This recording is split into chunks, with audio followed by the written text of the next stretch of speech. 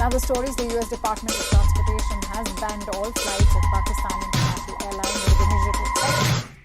Sky highways have been established for air traffic, known as civil airways. All their traffic is covered by regulations. Officials in the U.S.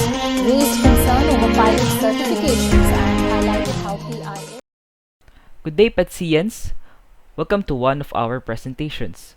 For this video, we will talk about the 9 freedoms of air that is created and published by the International Civil Aviation Organization.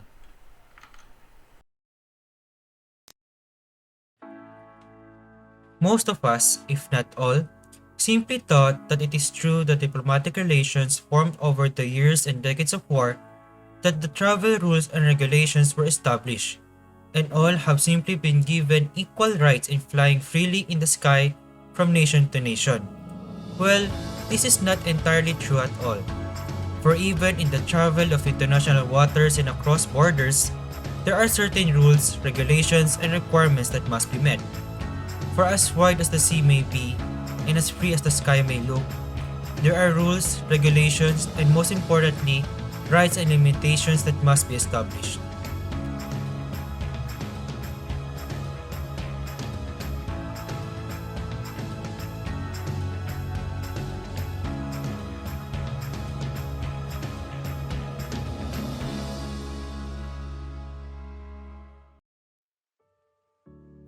There are several obstacles to be taken care of if an airline wants to commence service between its country of origin and another country. There are hundreds, if not thousands, of bilateral air service and transit agreements between the different states. This is quite logical, since every country has its own economic interests. A stranger airline conquering the own market and grabbing all market shares is certainly not among those. Here are some points that those bilateral or multilateral agreements deal with.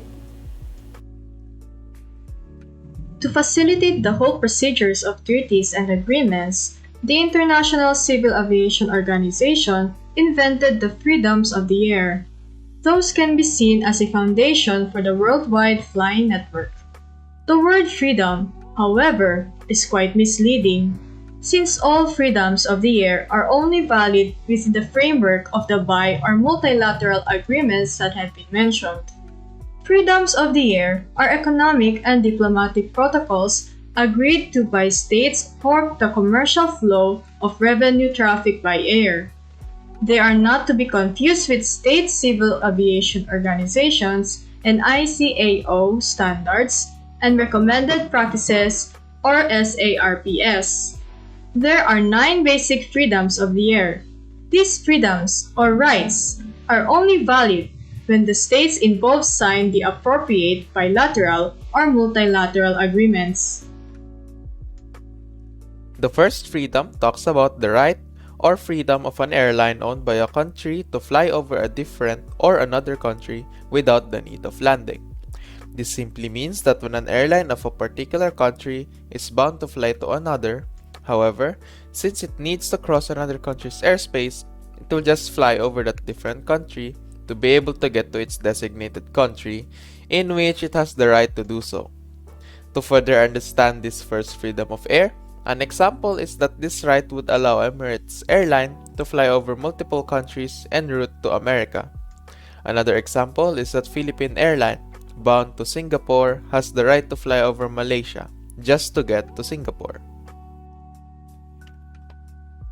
So, the second freedom is the freedom or the right of an airline of a country to land in a different country for the reason of non-traffic purposes while en route to another country. So, traffic purposes refers to transportation of passengers, cargo, or mail, while non-traffic purposes naman are refueling or carrying out maintenance procedures. So, meaning, allowed ang isang aircraft na mag-stop over sa certain airport na to na madadaanan niya before yung final destination niya only for non-traffic purposes. And also, this freedom doesn't grant you the right to transport people or goods dun sa country na pinaglandan mo to conduct non-traffic purposes. So, for example, Air New Zealand will be allowed to land in the US to carry on maintenance. and to fly onto London provided that it did not load or unload passengers, cargo, or mail. The Multilateral Exchange of Freedoms 1 and 2 is also known as the International Air Services Transit Agreement during the Chicago Conference. The first two freedoms were considered as the most complicated among all freedoms. This is an agreement between the states in terms of services of rights of overflight and stops for non-traffic purposes or such as known as transit right. However, further exchange of commercial traffic rights for such non-scheduled services relatively uncommon in practice during the Chicago Conference was also included in the convention, but due to the restrictive interpretation given by the contracting states to the relevant proposition in the convention made it unsuccessful. The third freedom of air gives the right for air services to carry traffic from their home country and land in another country. Traffic includes passenger, cargo, mail, and etc. This is one of the most common freedoms of air you can observe today, as airlines rely on this freedom of air to make a profit themselves and of course provide services to their customers. There are still some restrictions apply, as airlines have designated landing locations in a specific country. For example, the third freedom of air allows Philippine Airlines to transport passengers from the city of Manila to the city of Dubai in the United Arab Emirates. The fourth freedom of the air talks about the right or privilege in respect of scheduled international air services granted by one state to another state to take on. In the territory of the first state, traffic destined for the home state of the carrier. The fourth freedom of right pertains to the right of an airline to carry traffic from a foreign country to its own country. The third freedom of right works in collaboration with the fourth freedom of rights. The third amongst the freedom of the air grants the right to carry passengers and or freight from the airline's home country to a country abroad. This is quite self-explanatory. In reality, however, this can become quite difficult, since the third freedom of right is often bound to certain restrictions. Emirates, for instance, must only fly to 4 German airports currently. Those are, at the moment, Dusseldorf, Hamburg, Frankfurt, and Main and Munich. Of course, we want to have our aircraft back at some point in time. And since not all passengers want to emigrate, it would be quite useful to fly back home. This is where the fourth freedom of right steps into the game. The fourth freedom grants the right to fly passengers and cargo from a foreign country back home. The fifth freedom rights pertains to the right of an airline of one country to land in a foreign country, pick up and deliver traffic and then fly to a second foreign country. This freedom right is confined to flights that originate or terminate in the airline's home country. In other words, it allows the operation of commercial flights between foreign states if the origin or destination of the flight is the airline's home state. To understand the reason behind this freedom rights creation, we have to go back several decades before.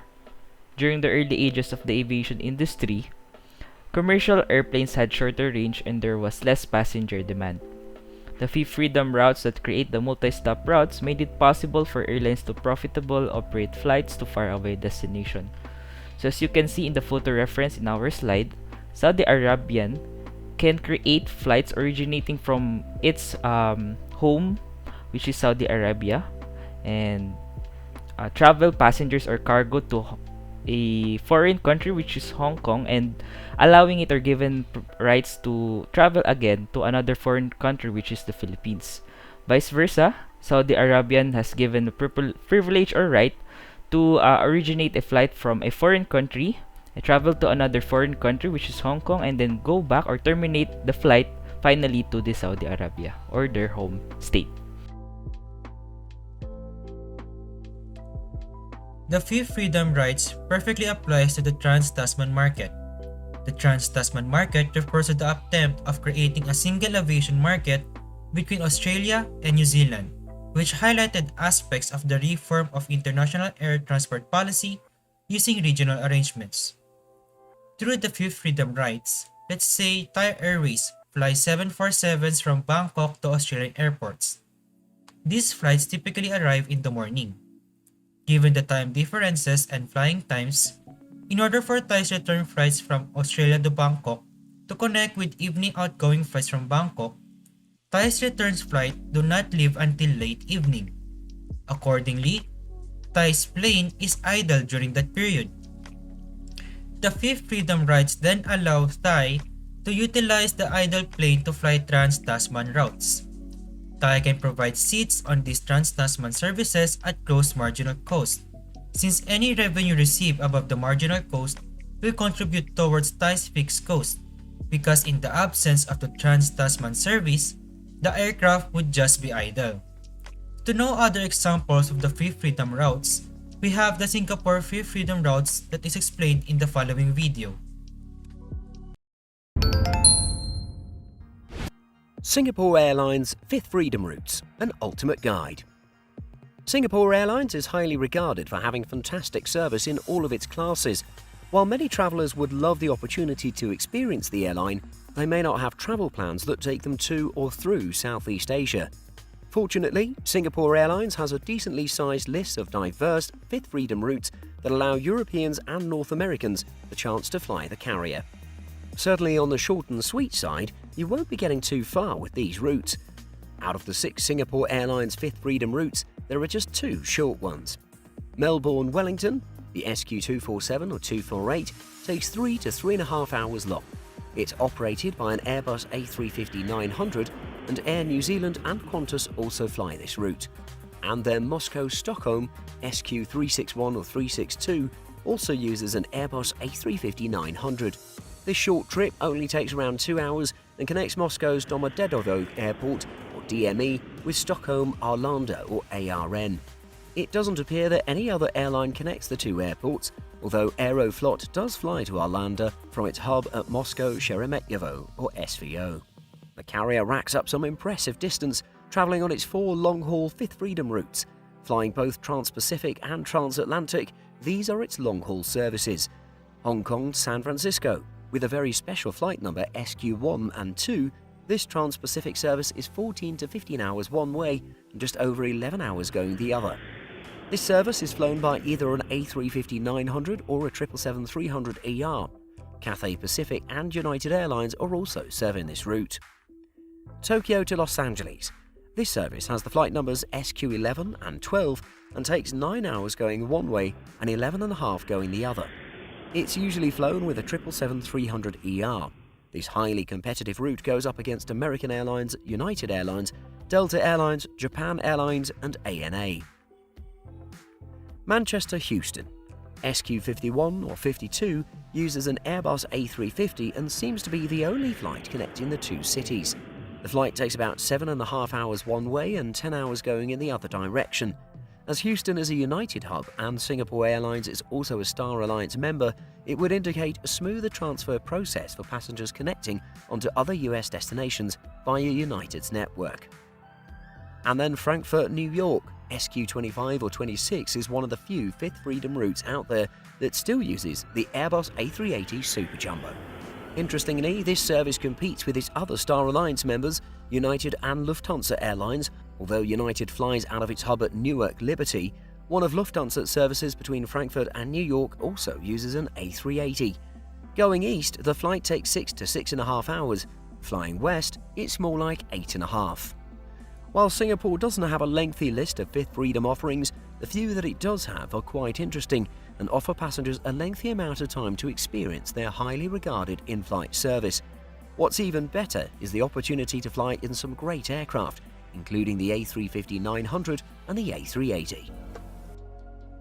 The sixth freedom of air essentially combines the 2 other freedoms of air, specifically the third and fourth freedoms of air. This means that an airline can carry passengers or cargo between 2 foreign countries, provided that the aircraft touches down in the airline's home country. The sixth freedom is not like the first 5, as it is not incorporated as such into widely recognized agreements amongst air services. Here is an example. Lufthansa carries sixth freedom traffic between Detroit and Tel Aviv, as it transports passengers traveling from Detroit to Frankfurt and then to Tel Aviv. The seventh freedom of air states the right or privilege of airline companies to give service to passengers and to transport cargo between two countries without originating, touching down, or terminating in its home country. This just means that Philippine Airlines can transport passengers and/or cargo that originate not in the Philippines but in foreign countries like China to another foreign country such as the USA without touching down. Other examples of bilaterals are between New Zealand to United States and New Zealand to Australia that are granted by the seventh freedom of air permits the transport of Air New Zealand from Sydney directly to Los Angeles without the requirement of having a stop to a point in New Zealand. The eighth freedom of air is also known as the consecutive cabotage. But what is cabotage?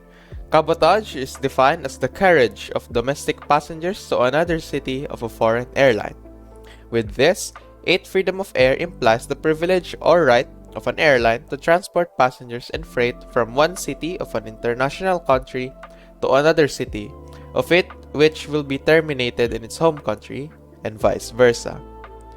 For the photo reference in the slide, this just means that Air Canada has the right to carry passengers and/or cargo from Chicago, USA to New York, USA, and touchdown to its home, Toronto, Canada. Vice versa, Air Canada has the privilege to give service from Toronto to Chicago and finally touchdown in New York, USA. Another example that can be used are bilaterals between New Zealand and Singapore, which allows Singapore Airlines to carry traffic from Singapore, pick up and drop off passengers to the biggest city in South Island of New Zealand, Christchurch, and finally departing in the capital of New Zealand, Wellington. The ninth freedom right is to transport traffic between two domestic sites in a foreign nation. It is also known as open skies or complete cabotage privileges. It refers to a home nation's right to transport travelers within another country. It is also the same as the previously mentioned 8th freedom right, only the airline doesn't have to fly through its home state. So, ang pinaka madaling example nito is let's say AirAsia. So, hindi naman talaga sa Pilipinas yung base niya, pero meron siyang mga domestic flights dito sa Pilipinas. For example, Manila to Cebu, nakikater sila nun. So, yun yung 9th freedom.